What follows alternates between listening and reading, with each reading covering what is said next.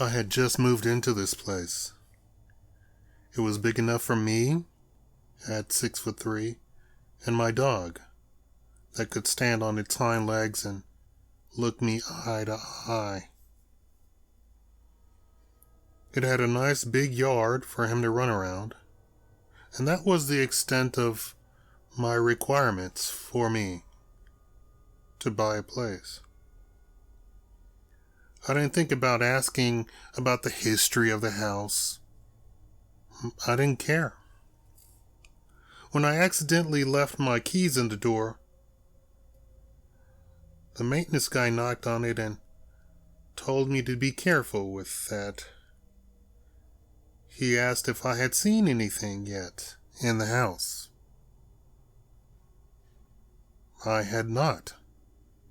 I had barely said goodbye to my friends and family that had helped me move in. He said that he had lived in this very house before me, and he had to leave. I was still unpacking, so I nodded and closed the door and thanked him for telling me about my keys. I heard something drop, like a can or something. So I went to look. I didn't see anything.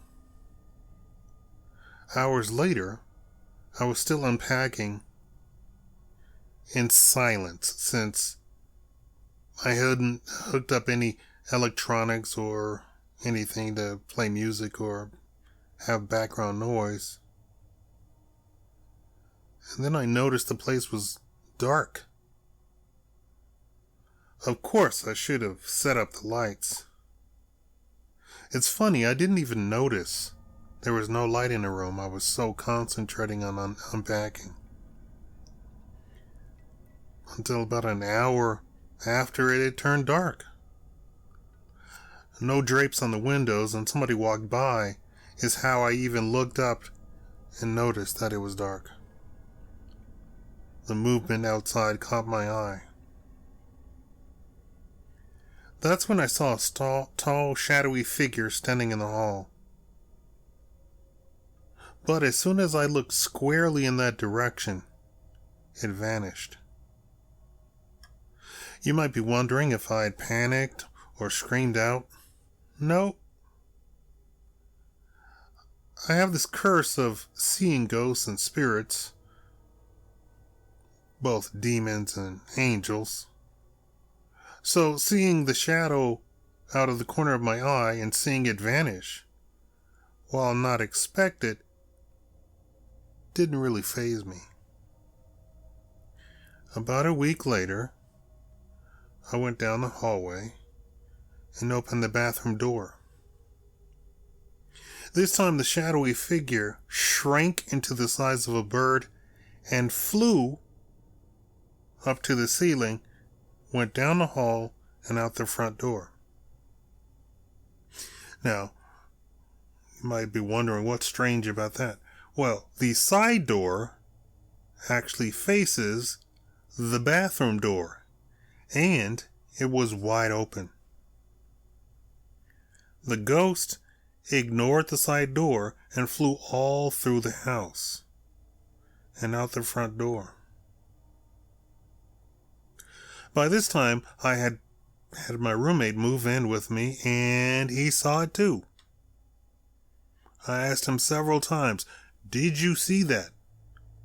Yes, he saw that. That should have clued me into something was wrong with my roommate, but it didn't. It didn't register with me. What am I talking about? I'm talking about that I have seen spirits all my life. Me seeing a spirit, while unusual, is not unnatural for me.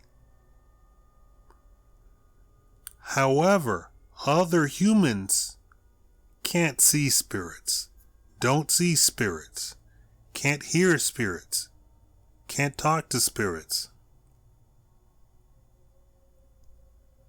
He should have clued me in that something was wrong with my roommate.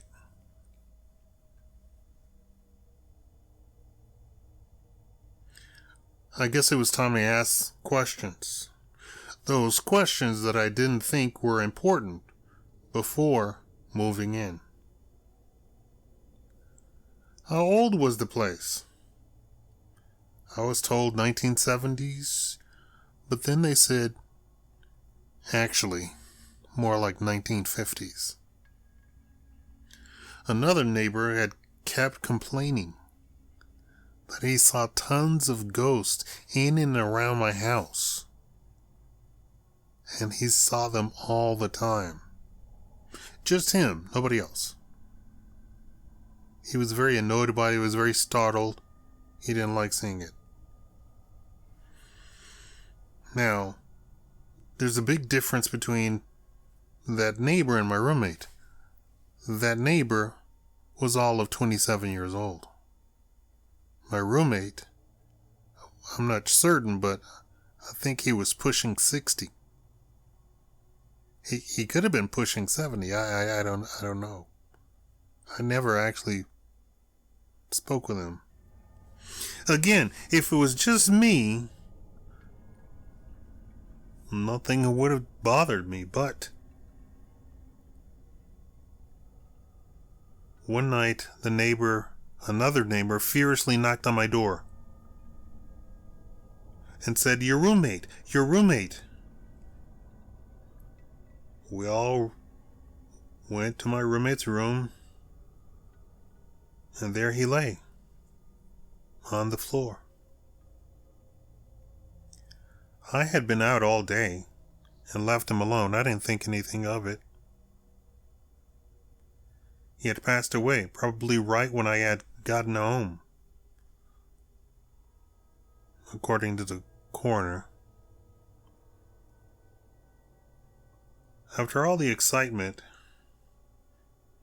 had died down, I was told all sorts of strange things about my roommate that I didn't know. How he talked to someone when I wasn't there, and other strange stuff. I wasn't told everything, but I think he had been disturbed by the ghosts. Yes, there was more than one ghost. There was a man and a woman. And when the woman showed up, she showed up all the time. And again, I could only see her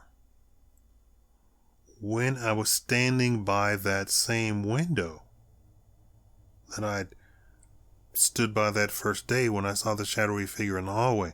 And there she was down the hall. She was at the all the way at the end of the hallway. Just shadow. After about a week of her showing up consistently, I got the bright idea to look up my former girlfriend. She had passed away some years ago.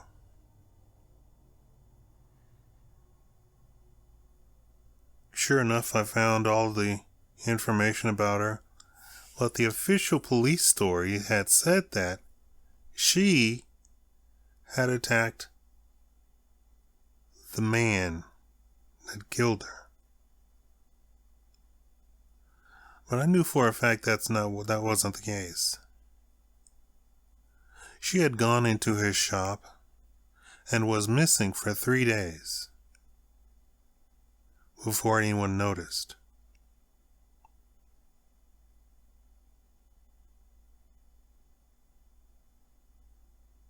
I knew that he had kept her somewhere in some back room or something.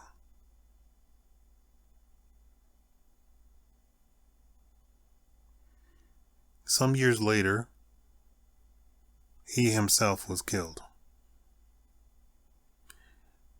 And the circumstances surrounding that were also very, very strange. I called up her family I told them everything that I knew. I had never met them, they had never met me.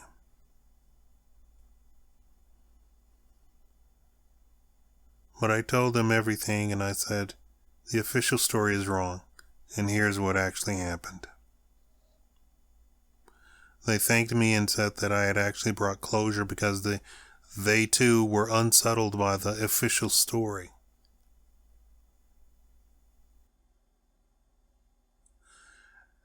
After all of that,